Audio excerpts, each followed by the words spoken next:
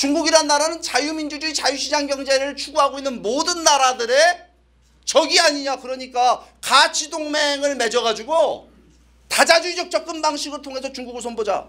이게 바이든 정부의 그 민주주의 정상회담이니 무슨 G20 정상회담이니 여러분들 보실 겁니다. 그게 지금 미국이 하고 있는 겁니다. 그 다음에 인권 문제라든가 이런 가치 문제까지도 들고 나와갖고 중국을 공격하자. 그래서 여러분 요즘 보게 되면 미국이요 중국을 때려잡는데 이 트럼프 때 화웨이라는 기업을 박살내버렸습니다. 화웨이 아십니까? 세계 최대 통신업체인데 트럼프가 아예 한 방에 박살내버렸어요. 요절을 내버렸어요. 근데 요즘에 여러분 바이든은 뭐 하고 있는 줄 아십니까? 중국의 첨단 산업을 완전히 박살내기 위해서 지금 아주 혈안이 돼 있습니다. 여러분 첨단 산업의 꽃이 뭐죠? 반도체잖아요. 그러니까 여러분 바이든이 한국에 왔을 때 지난번에 대통령 되자마자 한국 와가지고 어디부터 왔습니까? 평택에 있는 삼성전자 반도체 공장 온 겁니다. 이걸 칩 뭐라고 얘기합니다. 칩. 반도체가 칩이잖아요.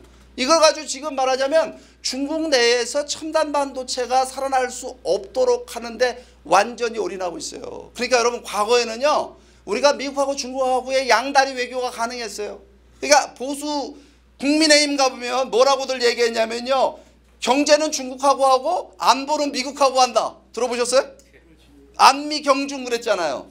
여러분 이게요 지금 양다리 할 수 있는 공간이 없습니다. 그렇죠? 그러니까 이번에 윤석열 정부 보게 되면 완전히 미국 편으로 쓰잖아요. 미국도 어느 편에 쓸 건가 우리한테 요구하고 있고요. 중국도 어느 편에 쓸 거니까를 우리에게 요구하고 있습니다. 이제는 중간지대가 사라진 상황이다라는 사실을 우리가 인식하고 달라진 국제정세를 봐야 된다라고 하는 거예요. 그럼 여러분이 미국하고 중국하고 싸우면 누가 이길 것 같아요? 물어보나마나 미국이에요? 저는요 싸움은 해봐야 한다고 봐요. 왜냐하면 태권도 8단하고 깡패하고 싸우면 누가 이깁니까? 깡패가? 이길 수 있어요. 무슨 얘기냐면 미국은 분열된 나라다 이 말이에요. 4년마다 선거하는 나라입니다. 중국은요 일당 독재하는 나라잖아요.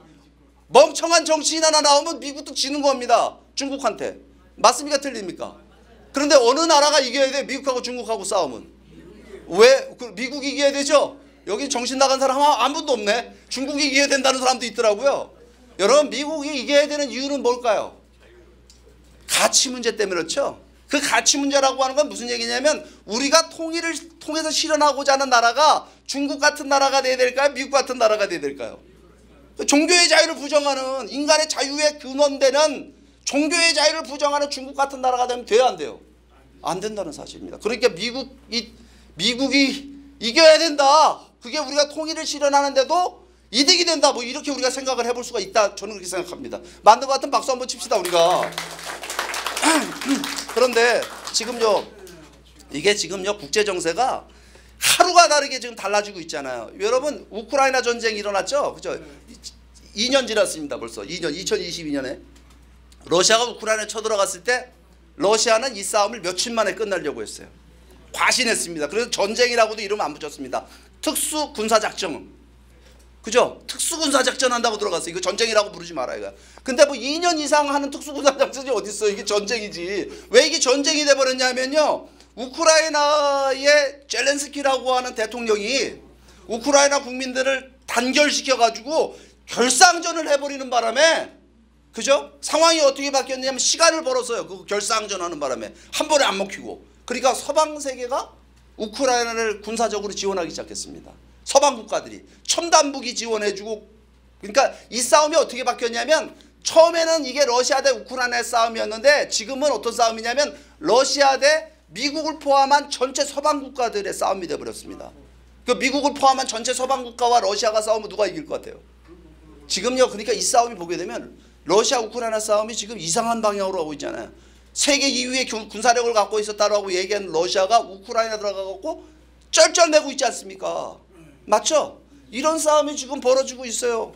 근데 만약에 이 싸움이 반대로 러시아가 푸틴이 예측한 대로 3일 만에 일주일 만에 끝났으면 어떻게 됐을 것 같습니까? 이건요 세계 정세가 또 완전히 달라지는 겁니다. 순식간에 여러분 먹혔다 우크라이나가 러시아에.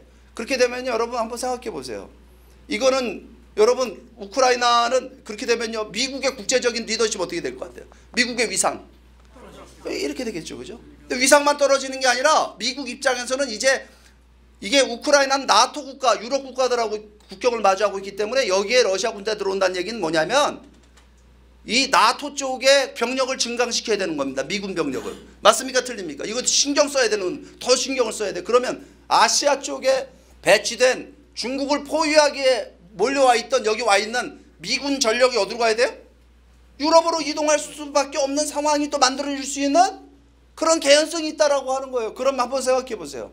그런 힘의 공백이 아시아에서 발생되게 되면 지금 중국은 대만을 노리고 있는데 뭐 결행해보지 않겠어요? 미국이 우크라이나도 내줬는데 대만도 그냥 내주지 않겠어? 미국의 유약한 리더십 해볼 만하다 이렇게 생각할 수 있다라고 하는 겁니다. 근데 다행히 우크라이나가 지금 선전을 하고 있잖아요. 그러니까 한국 사람들이 젤렌스키를 뭐라고 부르는 줄 아세요? 잘난 새끼라 그래요. 아무튼 이 전쟁이 여러분 이렇게 바뀌고 그렇게 되니까 지금 우크라이나 러시아의 푸틴이 뜻을 못 이루니까 지금 누구를 처음에 찾아갔어요? 시진핑을 찾아. 시진핑 이게요 지금 어떤 걸 만들어내고 있냐면요, 냉전 동맹의 부활, 소위 이걸 신냉전이라고 얘기하는데, 냉전 동맹, 냉전 시대 동맹 국가들이 다시 동맹으로 뭉치는, 왜냐하면 중국도 미국하고 싸우고 있고 러시아도 미국하고 싸우고 있잖아요, 그죠? 그러니까 이 미국과의 싸움이에요. 이게 전부 보면 이스라엘하고 팔레스타인, 그죠? 우리 뭐 하마스의 싸움도 보게 되면 미국과 이란의 싸움입니다. 대리전입니다, 이게 다. 그러니까 미국과 상대하고 있는 모든 국가들이 지금 항미 전선이죠. 미국과 싸우는 하나의 전선을 구축하는 일이 발생되게 되면 이건 우리한테 좋은 일이에요, 나쁜 일이에요? 이게 나쁜 일이죠. 왜냐하면 이렇게 냉전 동맹이 부활한다는 얘기는 북한의 가치가 올라가는 걸 의미하는 겁니다. 그러니까 여러분 푸틴이 누구 만났어요? 지난번에? 이거 죄송합니다. 사진을 제가 못 받고 왔는데 이거 지금 지난주에 또 만났죠. 또 만나갖고 여러분 지금 북한이 러시아의 병참기지가 돼버렸습니다. 병참기지. 우리나라 방산 대박 났잖아요, 그죠? 저 우크라이나 전쟁 때문에 북한의 방산도 대박이 나버렸어요. 지금 155mm 포탄을 갖다가 막 러시아에 지금 막 공급해주고 뭐 이런 지금 활짝 웃는 일이 지금 벌어지고 있는 겁니다. 이거 우리한테 좋은 일일까요, 나쁜 일일까요? 나쁜 일이에요. 그리고 러시아가 지금 여러분 그 뭐 첨단 무기 기술 김정은이한테 대주고, 아시아의 이 동북아시아의 지금 지정학, 아주 이 예민한 지정학을 갖다가 러시아가 지금 막 건들고 있는 일이 지금 막 오늘 발생하고 있는 겁니다. 그러니까 이거는요 지금 우리가 뭐라고 얘기할 수 있냐면요, 지금 우리는 역사의 변곡점에 서 있다라고 하는 거예요. 변곡점이라는 건 뭐죠? 이거는 위기와 기회가 교차하는 교차점이 서 있다라고 하는 겁니다. 아, 북한이 무너질 거니까 이제 통일이 되겠구나, 이렇게 우리가 여러분 이런 순진한 생각을 하면 될까요, 안 될까요? 안 됩니다. 뭐냐면요, 북한이 이 상황에서 굉장히 저 강대국들이 이용할 만한 카드가 될 수 있다라고 하는 겁니다. 여러분, 북한이 지혜로울 것 같으면 우리가 걱정을 안 하죠. 오물풍선 보내는 나라 아니에요. 도대체 무슨 생각이 있는 나라입니까, 저 나라가?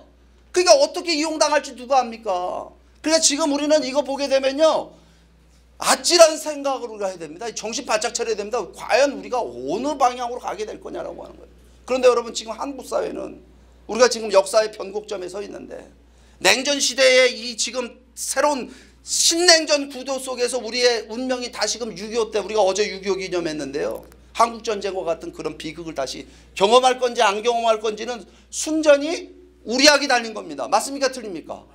저는 이게 통일의 기회라고 봐요. 긍정적으로 봅니다. 왜냐하면요, 보세요, 러시아가 우크라이나 쳐들어가는 바람에 지금 러시아가 박살나고 있습니다. 러시아가 여러분 김정은이 만나러 왔다라고 하는 건 우크라이나 전쟁에서 이기고 있다는 얘기예요, 지고 있다는 얘기예요? 그거는요, 푸틴의 절박한 모습을 우리는 본 겁니다. 세계 어디에도 도움을 얻을 데 없으니까 북한 같은 나라가 가고 거기 가서 얼마나 창피하면 새벽 2시 여러분 순환공항에 평양공항에 내립니까? 그렇잖아요, 그죠? 얼마나 쪽팔려, 우리말로. 여러분, 러시아는요 지금 국군이 지금 여러분 쇠하고 있습니다. 왜 그러냐면 국제사회가 러시아에 대해 제재하고 있거든요. 러시아에 대한 경제 제재가 어느 정도 강도냐면요, 북한에 대한 경제 제재의 강도가 같습니다. 그러니까 모스크바 가면요, 맥도날드 햄버거, 스타벅스 커피가 있을까요, 없을까요? 없습니다. 모든 국제 해외 기업들이 다 탈출하고 다 투자를 회수해 갔다 이 말입니다. 그리고 해외에 있는 자산들, 러시아 자산들을 국제사회가 다 지금 동결하고 있습니다. 그 동결하고 그 돈 갖다가 지금 우크라이나 지금 대주고 있어요. 여러분, 그러니까 내부에서도 지금 러시아 내부에서도요, 지금 여러분 러시아 젊은이들이 군대 가기 징집을 피해서 도망가고 말입니다. 반란이 벌어지고 그런 일들이 지금 러시아에서 벌어지고 있는 겁니다. 근데 러시아가 우크라이나 쳐들어가는 바람에 가장 피본 나라가 어느 나라인 줄 아세요? 중국입니다. 중국이 이번에 여러분 김정은 만나러 푸틴이 김정은 만나러 오니까 시진핑이 좋아하는 것 같아요? 싫어하는 것 같아요? 싫어하잖아요 지금. 이게 또 뭔 일이냐 이거 이게. 왜 싫어합니까? 왜? 이거 자기 영향력도 있지만 생각해 보세요. 지금 중국은 미국을 중심으로 한 국제사회의 제재와 압박이 러시아가 우크라이나 쳐들어가는 바람에 더 강화가 됐다 이 말입니다. 왜 강화됐냐면요. 러시아가 우크라이나 쳐들어가니까 이 전체주의 국가가 침략 전쟁을 일으킬 수 있구나. 냉전 시대 이후에 다시는 이런 큰 하나의 전쟁은 없을 줄 알았는데 전체주의 국가라고 하는 것은 침략 전쟁을 일으킬 수 있는 침략 국가가 될 수 있다는 사실에 대해서 각성하게 된 겁니다. 누가? 서방 국가들이. 그래서 있잖아요. 지금 미국이 중국을 제재했는데 이 미국의 중국 제재에 대한 미국의 리더십을 국제사회가 이제 따라가기 시작을 했어요. 그래서 나토가 중국을 갖다가 주적으로 규정해버렸습니다. 여러분 유럽하고 중국은 사이가 좋았어요. 독일 같은 나라요. 얼마나 좋았는지 모릅니다. 근데 지금 그 모든 중국과의 로맨스가 다 금이 가버렸습니다. 그러니까 더더욱이나 어려운 거예요. 그러니까 중국 경제는 지금 좋을 것 같습니까? 나쁠 것 같습니까? 중국 경제는 최악의 경제입니다. 제가 오늘 어떤 분 만났는데 중국이 어쩌면 곧 디폴트를 선언할지 모른답니다. 디폴트 아세요? 파산입니다. 우리가 IMF 맞은 게 우리가 그때 디폴트 선언했거든요.